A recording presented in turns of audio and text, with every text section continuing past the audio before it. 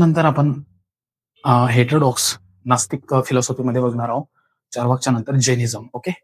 So जैनिझमची starting जैनिझममध्ये काय आहे? जिना वर्ड आहे. जैनिझम याचा मिनिंग बघू आपण. जिना. जिना मीन्स काय?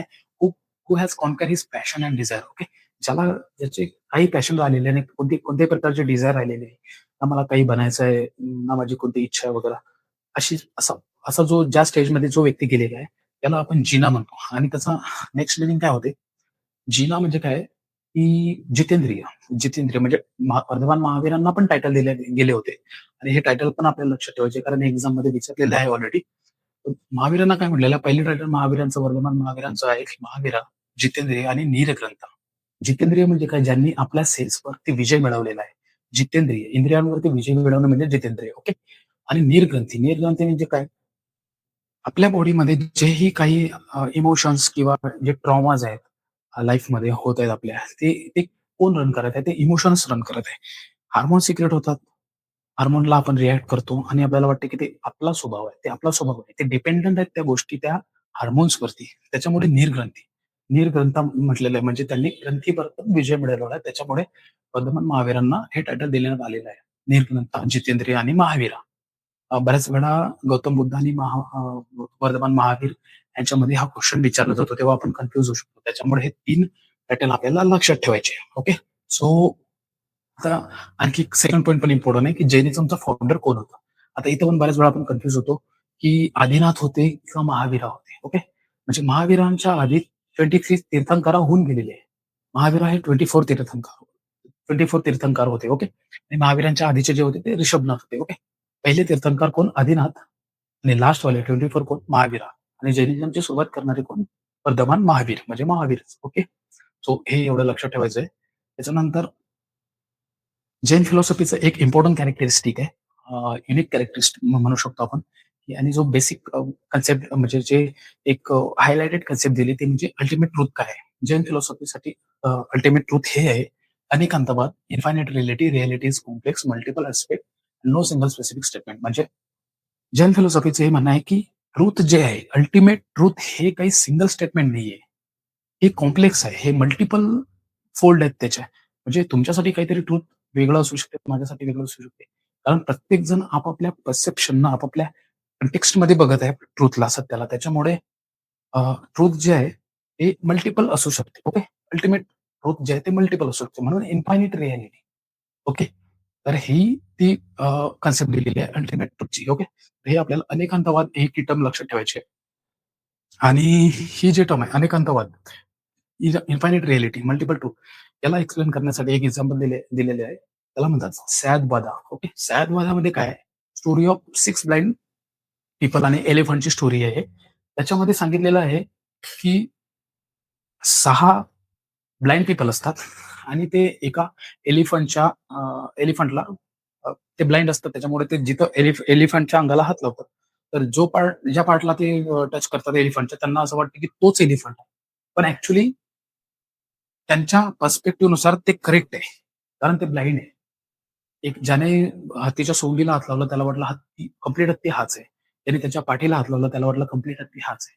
आणि ज्याने त्याच्या सेफ्टीला हात लावला, त्याला वाटलं कंप्लीट हत्ती हाच आहे. कंप्लीट एलिफंट हाच आहे. ओके. पण ते त्यांच्या पर्स्पेक्टिव्हनुसार करेक्ट आहे. त्याच्यामुळे ही सय्यदवाद जे आहे, ही जी टर्म आहे, ही अल्टिमेट ट्रुथला एक्सप्लेन करते. म्हणजे प्रत्येक जो रिलिजन आहे, म्हणजे त्याच्यामुळे जैनिझमला एकदम लिबरल म्हटलं जाते, की टॉलरन्स लेव्हल याच्यामध्ये बऱ्याच प्रमाणामध्ये सांगितलेली आहे, की प्रत्येकाचं ट्रुथ वेगळं-वेगळं आहे. त्याच्यामुळे त्याच्यासाठी ते ॲप्लिकेबल असेल आणि आपल्यासाठी आपलं ॲप्लिकेबल असेल. म्हणून कोणाला असं डिनाय नाही करायचं असं त्याने त्याच्यामध्ये सांगितलेलं आहे. ओके. आणि जे युनिक फीचर आहे बुद्धिझमचा, ते आहे कॉन्शियसनेस. जैनिझमचं. जैनिझम काय म्हणते, की प्रत्येक इथं जे मटेरियल आहे किंवा ॲटम आहे, वस्तू आहे, त्या प्रत्येक वस्तूमध्ये जे आपल्याला निर्जीव जरी वाटत असेल, त्या प्रत्येक वस्तूमध्ये चेतना आहे, कॉन्शियसनेस आहे. ओके. असू शकते, की एखाद्या ह्युमन बीइंगच्या कंपॅरिझनमध्ये एखादा किडा आहे, की त्याच्यामध्ये त्याच्यामध्ये पण चेतना असेल, पण कमी प्रमाणात असेल, पण आहे. ओके. आणि तेवढंच नाही तर निर्जीव वस्तूमध्ये पण एखादी जर चेअर असली तर लाकडाची, तर ती चेअर एक लाकूड आहे. ते लाकूड अधिक झाड होतं. ओके. म्हणजे तो त्याचा एक जन्म होता. आणि त्याच्यातून ते याच्यामध्ये आले. म्हणजे आधी चेतना जास्त होती जेव्हा ते झाड लिव्हिंग एक एक लिव्हिंग झाड होतं, ते समजा लिव्हिंग ट्री होती. त्याच्यामध्ये जास्त चेतना होती आणि आता ते लाकूड घेऊन एक चेअर बनली. आता चेतना आहे पण कमी प्रमाणात आहे. तर ही आपल्याला जैन फिलॉसॉफी सांगते, की या युनिव्हर्समध्ये जोही काही पार्टिकल आहे, जोही ॲटम आहे, त्या प्रत्येक ॲटममध्ये कॉन्शियसनेस आहे. ओके. हे एक युनिक फीचर आहे आणि हे क्वेशनमध्ये विचारलं जाते बऱ्याच वेळा. त्याच्यामुळे हे लक्षात ठेवायचं आहे. त्याच्यानंतर ऑब्व्हियसली जर सोलला मानते एक्सेप्ट करतात, तर ते जैन फिलॉसॉफी तर लॉ ऑफ कर्माला पण एक्सेप्ट करणार, रिबर्थला पण करणार, ट्रान्समायग्रेशन ऑफ सोलला पण करणार आणि लिबरेशनला पण. ओके. कॉजेस ऑफ बॉन्डेज सांगितलेलं आहे, की कर्म motivated by the passion and ignorance accumulation of deeds. Okay.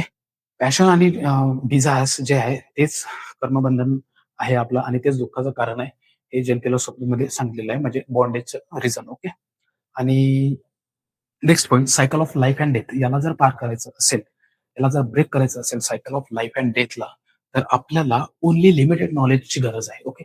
आज आपण बघतो की सोशल मीडियाच्या द्वारे आपल्याला किती नॉलेज आपल्यावरती म्हणजे एन्फोर्स केल्या जाते. किती किती दिवसभर आपण रील्स स्क्रॉल करतो. जेवढी की आपल्याला गरज नाही, त्या त्या नॉलेजची आपल्याला गरज नाहीये. त्याच्यामुळे जेवढं लिमिटेड नॉलेज आपण ठेवू, तेवढाच म्हणजे आपल्याला जलद गतीने cycle of life and death आपल्याला ब्रेक करता येईल.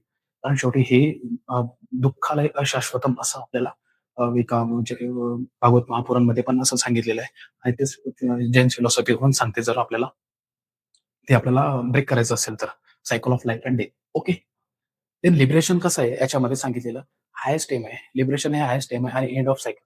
आता जैन फिलॉसॉफीमध्ये जो लिबरेट होतो म्हणजे सॉल्व्हेशन ज्याला प्राप्त होते, मुक्ती मोक्ष ज्याला प्राप्त होते, त्याला काय म्हटलेलं आहे? कैवल्य आणि केवल ज्ञान. ओके. ज्या ज्ञानामुळे मुक्ती प्राप्त होते त्याला केवल ज्ञान म्हटलेलं आहे. हे टर्म लक्षात ठेवायचे कारण हे एक्झाममध्ये विचारलं जाऊ शकतं.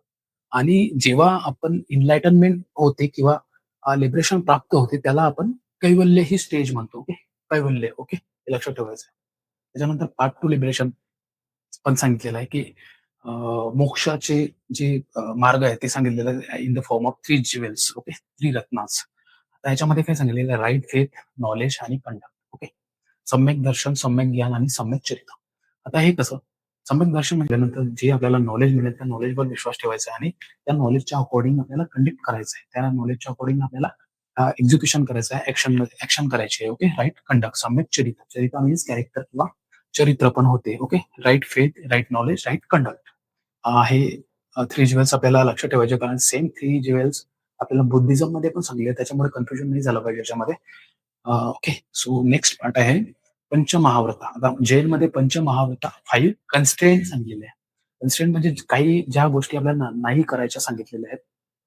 त्या हे आहेत, की आपण प्रायमरी स्कूलमध्ये एक श्लोक ऐकला असेल. तो श्लोक असा अहिंसा, सत्य, अस्तेय, ब्रह्मचर्य, अपरिग्रह. आता ते डिटेलमध्ये काय आहे, की सत्य मीन्स ऑब्व्हियसली ट्रुथ. ट्रुथला आपल्याला ट्रुथला फॉलो करायचं आहे. त्यानंतर अहिंसा, नॉन व्हायलन्स ऑब्व्हियसली. त्यानंतर अस्तेय, अस्तेय मीन्स नॉन स्टील, चोरी वगैरे करायची नाहीये. त्यानंतर अपरिग्रह, अपरिग्रह मीन्स नॉन ॲक्विजिशन म्हणजे अपरिग्रह इथं म्हणजे सगळ्यात कठीण कन्सेप्ट अशी मला वाटते. कारण सत्य, अहिंसा आणि अस्तेय हे आपण करू शकतो. पण अपरिग्रहाला आपण काउंट नाही करू शकत. इथं काय ॲक्विजिशन, अपरिग्रह म्हणजे नॉन ॲक्विजिशन. म्हणजे आपण जेव्हा पैसे कमावतो वगैरे, तर त्याची काही लिमिट नसते ना आपल्याला आणि ग्रीड थोड्याफार प्रमाणात प्रत्येकामध्येच असते. जर इथं कठीण वाटते फॉलो करण्यासाठी. पण ठीक आहे, ते फिलॉसॉफीचा पार्ट आहे म्हणून आपण समजून घेतोय. ओके. Non acquisition. त्यानंतर ब्रह्मचर्य. तर ब्रह्मचर्याचं मीनिंग इथं काय? Just living body just living body and mind added by the Mahavir. Actually हे 1, 2, 3, 4 जे पॉइंट आहेत, हे महावीरांच्या आधीचे होते. सत्य, अहिंसा, अस्तेय आणि अपरिग्रह. पण ब्रह्मचर्य जे आहे हे ॲडेड बाय महावीर. वर्धमान महावीरांनी ॲडेड केलं ब्रह्मचर्य. तर ब्रह्मचर्याचं मीनिंग काय आहे? चास्टिटी. चास्टिटी मीन्स पवित्रता. पवित्रता by mind and body. Okay. पण ब्रह्मचर्याचा आपण बघतो तर आजकालच्या लँग्वेजमध्ये ब्रह्मचर्याचं मीनिंग फक्त हेच होतंय, की पवित्रता बाय बॉडी म्हणजे चास्टिटी बाय ऑफ युअर बॉडी. पण बॉडी फक्त पवित्र करून नाही चालणार. ब्रह्मचर्याचं जर या वर्डला आपण स्प्लिट केलं ब्रह्मचर्य, त्याचं मीनिंग काय होते? ब्रह्मचर्य म्हणजे ब्रह्मामध्ये चर्या करणे. जोपर्यंत तुमची थॉट प्रोसेस सिरियन माइंड नाही, ब्लिसफुल नाहीये, जोपर्यंत म्हणजे ब्रह्म म्हणजे चांगले विचार, जोपर्यंत थॉट प्रोसेस तुमची क्लीन नाहीये, प्युअर नाहीये, तोपर्यंत ब्रह्मचर्याची कन्सेप्ट इथं पॉसिबल नाहीये. ओके. सो हे आपण थोडं डिटेलमध्ये बघितलं तर ब्रह्मचर्य म्हणजे चास्ट लिव्हिंग म्हणजे चास्टिटी, चास्टिटी म्हणजे पवित्रता by body and mind. Okay. आता प्रत्येक फिलॉसॉफीमध्ये काही सब स्कूल असतात. तसंच जैनिझममध्ये पण काही वर्धमान महावीर गेल्यानंतर म्हणजे त्यांचं कैवल्य ज्ञान प्राप्त झाल्यानंतर अ, अ, सबस्कूल तयार झाले आणि ते होते दिगंबरा आणि श्वेतांबरा. दिगंबरा काय आहे, हे मूळ संघ होता. जैनिझमचा जो सबसेक्ट आहे 2 दिगंबरा आणि श्वेतांबरा. दिगंबरा जो होता तो मूळ संघ होता आणि त्याचे एक्सपोनंट जे होते म्हणजे त्याचे प्रचारक किंवा त्याचे जे एक्सप्लेनर टीचर होते, ते होते भद्रभाऊ. ओके. भद्रभाऊ आणि श्वेतांबर. नेक्स्ट सबस्कूल श्वेतांबर म्हणजे श्वेतवरूनच समजू शकतो आपण व्हाईट कलर. तर त्याच्यामध्ये व्हाईट क्लोथिंग यूज केले जाते आणि याचे एक्सपोनंट होते स्थूलभद्र. ओके. तो Shvetambar, yes for Shvetambar, yes for Sthulabhadra असं लक्षात ठेवू शकतो आपण. ओके. दिगंबराचे भद्रभाऊ एक्सपोनंट. ओके. आणि आता लास्ट पार्ट आहे की जेनिझममध्ये काही प्रॅक्टिसेस सांगितले आणि हे एक्झाम पॉइंट ऑफ व्ह्यूनी सुद्धा इम्पॉर्टंट आहे. कारण एक्झाममध्ये याच्यावरती सालेखान आणि संवत्सरी याच्यावरती क्वेश्चन आलेला आहे. तर हे आता बघू आपण काय ते प्रॅक्टिसेस म्हणजे काही रिच्युअल्स म्हणू शकतो आपण त्याला. तर सालेखाना काय आहे की voluntary fasting on to death not consider as a suicide, की म्हणजे ऐच्छिकरित्या उपवास करणे अन टू डेथ म्हणजे मृत्यू जोपर्यंत येत नाही तोपर्यंत उपवास करणे. ही जरी आपल्याला काही वेगळं वाटत असेल, परंतु हे एक रिच्युअल्स आहे जैनिझम मधलं, ज्याला की सुसाईड नाही म्हटलं जाते. ते एक रिच्युअल्स आहे. ओके. त्याला ऍक्सेप्ट केलेलं आहे ॲज अ रिच्युअल जैनिझम मध्ये. त्याच्यानंतर नेक्स्ट प्रॅक्टिस काय? प्रतिक्रमण. प्रतिक्रमण म्हणजे काय? Confession for the sins sins during the daily life. म्हणजे डे टू डे लाईफमध्ये जे काही आपल्यामुळे अनावधानाने जे काही पाप वगैरे होत असतील, काही मिस्टेक होत असतील, त्याचं कन्फेशन करणे. त्याचं कन्फेशन करणे त्यालाच आपण प्रतिक्रमण म्हणतो आणि त्याचे पण काही टाइप्स आहेत. तर हे त्याचे टाइप्स आहेत देवासी, राई, पाखी, चौमासी आणि संवत्सरी. तर हे इम्पॉर्टंट आहे. संवत्सरी आणि चौमासी हे 2 टर्म आपल्याला लक्षात ठेवायचे कारण याच्यावरती क्वेश्चन आलेला आहे संवत्सरीवर, की संवत्सरी ही टर्म किंवा प्रॅक्टिस बुद्धिझम मधली आहे की जैनिझम मधली आहे. असा क्वेश्चन ऑलरेडी आलेला आहे आणि सालेखना हे पण करंट अफेअरमध्ये बऱ्याच वेळा राहते, न्यूजमध्ये राहते. कारण त्याच्यामध्ये फास्टिंग अन टू डेथ आहे आणि ते एक म्हणजे कन्फ्लिक्टचा विषय होऊन जाते तो. त्याच्यामुळे ते न्यूजमध्ये कंटिन्यू असते. ओके.